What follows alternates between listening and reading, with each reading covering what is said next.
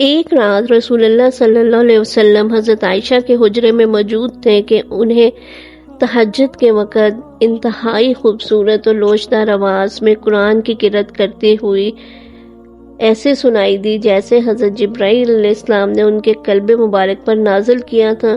تو انہوں نے حضرت عائشہ سے پوچھا، عائشہ یہ عباد بن بشر کی آواز ہے؟ ہاں اللہ کے رسول، حضرت عائشہ نے جواب دیا، یا اللہ ان کی مغفرت فرما دے۔ آپ صلی اللہ علیہ وسلم نے دعا فرمائی، میں ہوں خدا اور آپ دیکھ رہے ہیں دا ٹرو لورز آف محمد، ہمارے ساتھ رہیے۔ حضرت عباد دعوت محمدیہ کی تاریخ میں ایک نہائی درخشاں دابندہ نام ہے۔ اگر ہم انہیں عبادت گزاروں میں تلاش کریں تو ان سے زیادہ صاحب تقویٰ، پرہیزگار اور سب سے زیادہ قرآن پڑھنے والا ہمیں اور کوئی نہیں ملے گا۔ بہادروں میں دیکھیں تو ان سے زیادہ سرفروش مجاہد نہیں ملے گا، اور اگر گورنروں میں ان کا ڈھونڈنے کی کوشش کریں تو مسلمانوں کے مال کے محافظ اور امین نظر آتے ہیں۔ یہاں تک کہ حضرت عائشہ صدیقہ رضی اللہ عنہا نے ان کے بارے میں اور ان کے قبیلے کے اور 2 افراد کے بارے میں فرمایا، انسان میں ان تینوں آدمیوں سے زیادہ فضل میں کوئی اوپر نہیں ہے، اور ان تینوں کا تعلق بنی عبد الاحشر سے ہے، اور وہ ہیں سعد بن معاذ، اسید بن حضیر اور عباد بن بشر۔ اس وقت جب افق یثرب یعنی کہ مدینہ پر ابھی آفتاب طلوع ہوا تھا تو حضرت عباد بن بشر کی نوجوانی بھی شباب پر تھی، لیکن ان کے اندر اس وقت بھی انتہائی عفت و طہارت موجود تھی۔ جب نوجوان میں مکی داعی اسلام حضرت مصعب بن عمیر سے ان کی ملاقات ہوئی تو فوری طور پہ انہوں نے اسلام کو قبول کر لیا، اور وہ دن رات قرآن کی تلاوت کرنے میں مشغول ہو گئے۔ وہ سفر میں ہوں، حضر میں ہوں، ان کا اوڑھنا بچھوڑنا قرآن بن گیا۔ اس لیے یہاں تک کہ صحابہ اکرام کے درمیان وہ امام اور صدیق القرآن مشہور ہو گئے۔ ایک رات رسول اللہ صلی اللہ علیہ وسلم حجرہ حضرت عائشہ میں موجود تھے اور تہجد پڑھ رہے تھے تو آپ کو انتہائی خوبصورت آواز سنائی دی۔ تو آپ نے حضرت عائشہ صدیقہ سے پوچھا، یہ عباد بن بشر کی آواز ہے؟ ہاں اللہ کے رسول، خدایا ان کی مغفرت فرما۔ حضرت عباد بن بشر تمام غزوات میں رسول اللہ صلی اللہ علیہ وسلم کے ساتھ رہے۔ انہوں نے ایسے شاندار کارنامے انجام دیے کہ اس کی مثال کہیں نہیں ملتی، یہاں تک کہ قرآن میں بھی ان کے شان آیت کو نازل کیا گیا۔ غزوہ ذات الرقاع سے فارغ ہونے کے بعد جب واپس لوٹے تو رات گزارنے کے لیے آپ صلی اللہ علیہ وسلم مسلمانوں کے ساتھ ایک گھاٹی میں قیام فرمایا۔ اس غزوے کے درمیان کسی مسلمان نے ایک مشرک عورت کو اس کے شوہر کی غیر موجودگی میں گرفتار کر لیا تھا۔ جب وہ واپس آیا تو اس نے اپنی بیوی کو نہ پایا تو اس نے لات و عزیٰ کی قسم کھاتے ہوئے کہا، میں محمد صلی اللہ علیہ وسلم اس کے اصحاب کا ضرور پیچھا کروں گا، ان کا خون بہا لیے بغیر واپس نہیں آؤں گا۔ جب مسلمان اپنی سواریوں کو بٹھا کے ان کے کجاوے اتار چکے تو رسول اللہ صلی اللہ علیہ وسلم پوچھا، آج رات ہماری پاسبانی کون کرے گا؟ اے اللہ کے رسول، یہ خدمت ہم انجام دیں گے۔ حضرت عباد اور حضرت عمار بن یاسر دونوں کھڑے ہو گئے۔ مہاجرین جب مدینہ آئے تو رسول اللہ صلی اللہ علیہ وسلم نے ان دونوں کے درمیان مواخات بھی قائم کر دی۔ جب یہ دونوں رات پہرا دینے کے لیے گھاٹی کے دہانے پر کھڑے ہوئے تو حضرت عباد نے اپنے بھائی عمار سے پوچھا، آپ رات کے کس حصے میں آرام فرمانا پسند کریں گے، نصف اول یا نصف آخر؟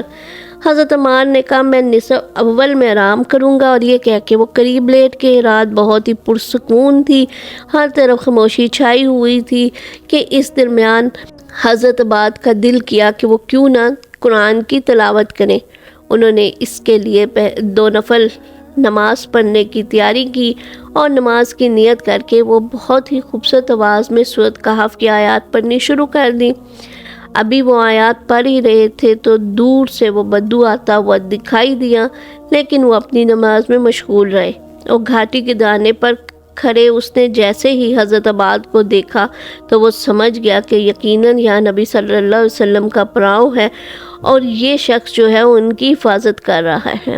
اس نے تیر کا نشانہ لیا، کمان باندھی، اور جیسے ہی اس نے چلایا تو وہ حضرت عباد کے جسم کو آر پار سے نکل گیا، لیکن انہوں نے اپنی تلاوت کا سلسلہ نہ روکا اور تیر کو نکال کے باہر پھینک دیا اور نماز میں مشغول رہے۔ اس شخص نے دوسرا تیر مارا، آپ نے پھر وہی کام کیا کہ تیر نکال کے باہر پھینک دیا۔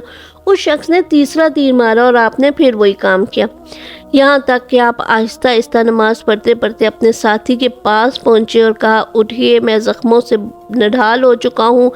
جب اس آدمی نے ایک کے بجائے 2 آدمیوں کو دیکھا تو وہاں سے چلا گیا۔ حضرت عمار نے ان سے کہا، یہ آپ نے مجھے پہلے کیوں نہ جگایا؟ سبحان اللہ، آپ کو اب خیال آیا؟ اس پہ حضرت عباد نے کہا، میں ایک سورت پڑھنے میں مصروف تھا اور اس کو اختتام تک پہنچائے بغیر درمیان میں ختم نہیں کر سکتا تھا، اور خدا کی قسم اگر مجھے اس بات کا اندیشہ نہ ہوتا کہ میں اس فرض سے ہٹ رہا ہوں جو پاسبانی کا رسول اللہ نے ہمارے سپرد کیا ہے، تو میں اب بھی قرآن کی تلاوت کو ختم نہ کرتا۔ اسی طرح حضور صلی اللہ علیہ وسلم کے وصال کے بعد حضرت ابوبکر صدیق کے ساتھ بھی آپ ہمہ تن جنگوں میں مصروف رہے۔ جب مسلمہ کذاب کے فتنے کا سدباب کرنے کا وقت آیا تو آپ سب سے آگے تھے۔ آپ ہراول دستوں میں شامل تھے، اور جنگ کے دوران جس میں مسلمانوں کو کوئی قابل ذکر کامیابی نصیب نہیں ہوتی، حضرت عباد نے دیکھا کہ مہاجرین و انصار دونوں فریق جنگ میں ایک دوسرے کو ٹال رہے ہیں، وہ ایک دوسرے پر نشانہ باندھ رہے ہیں کہ تمہارا قصور ہے اور تم بزدلی دکھا رہے ہو، تمہارا قصور ہے تم بزدلی دکھا رہے ہو۔ آپ سمجھ گئے کہ مسلمانوں کو اس طرح آپس میں لڑنے کی وجہ سے کامیابی نصیب نہیں ہوگی، تو انہوں نے مہاجرین و انصار دونوں فریق ایک دوسرے سے الگ ہو کر رہنے اور اپنی اپنی ذمہ داری کو خود جوابدہ ہوں گے تو ہی یہ لوگ ڈٹ کر لڑیں گے، اور پھر اللہ تعالیٰ کی راہ میں جو پامردگی کے ساتھ لڑے گا وہی کامیابی پائے گا۔ آخری اور فیصلہ کن مارکے سے 1 رات پہلے حضرت عباد نے خواب دیکھا۔ انہوں نے دیکھا کہ آسمان ان کے لیے شق ہو گیا ہے، اور جب وہ اس میں داخل ہو گئے تو اس کے پیچھے اس کا دروازہ بند ہو گیا۔ صبح کو انہوں نے اس کا ذکر حضرت ابو سعید خدری رضی اللہ عنہ سے کیا اور پھر خود ہی کہا، ابو سعید خدا کی قسم یہ شہادت ہے۔ دن کو جب جنگ کا آغاز ہوا تو حضرت عباد بن بشر نے ایک ٹیلے پہ کھڑے ہو کے بآواز بلند کہا، گروہ انصار تم لوگ دوسرے لوگوں سے الگ ہو جاؤ، تلواروں کی میانیں توڑ کر پھینک دو اور ہرگز اس بات کا موقع نہ دو کہ اسلام کو تمہاری جانب سے کوئی ذکر پہنچے۔ اور وہ مسلسل یہ آواز لگاتے رہے حتیٰ کہ ان کے پاس تقریباً 400 انصاری جمع ہو گئے، جن کے سربراہ حضرت ثابت بن قیس، حضرت برا بن مالک، ابو دجانہ تھے جو صاحب رسول بھی تھے۔ حضرت عباد بن بشر اور ان کے ساتھی اپنی تلواروں سے دشمنوں کی صفوں کو درہم بھرم کرتے رہے، یہاں تک کہ مسلمہ کے حامیوں کا زور ٹوٹ گیا اور اس کو بھاگنا پڑا، اور اس طرح جنگ کا پاسا پلٹ گیا، اور پھر وہیں پہ حضرت عباد بھی شہید ہو کر گر پڑے، اور وہ اس وقت تک خون میں نہا چکے تھے۔ اس وقت ان کے بدن پر تلواروں اور نیزوں اور تیروں کے اتنے زخم تھے کہ ان کو بڑی مشکل سے پہچانا جا سکتا تھا۔ حضرت عباد بن بشر نے آخری دم تک تلوار ہاتھ سے نہ چھوڑی، وہ مردانہ وار لڑتے رہے، جام شہادت نوش کی۔ اس وقت ان کی عمر صرف 45 برس تھی، کوئی اولاد انہوں نے نہیں چھوڑی۔ حضرت عباد کو روایت حدیث کا موقع نہیں ملا، اس لیے ان سے صرف 2 احادیث مروی ہیں۔ ان کی جلالت قدر کا اندازہ اس بات سے کیا جا سکتا ہے کہ ام المومنین حضرت عائشہ صدیقہ نے انہیں انصار کے 3 بہترین آدمیوں میں شریک کیا تھا۔ حضرت عباد بن بشر سبقت فی الاسلام، اخلاص فی الدین، حب الرسول، دیانت و ایمانت، شوق جہاد اور عبادت کے سب سے زیادہ شوقین پائے جاتے تھے۔ فرائض کی ادائیگی کے ساتھ ساتھ لوگوں کو قرآن اور شریعت کی تعلیم بھی دیتے، رات بھر جاگ کر حضرت محمد صلی اللہ علیہ وسلم اور دوسرے مسلمانوں کی حفاظت کرتے تھے یا عبادت الہی میں مشغول رہتے تھے، اور پھر دن بھر جہاد کرتے تھے۔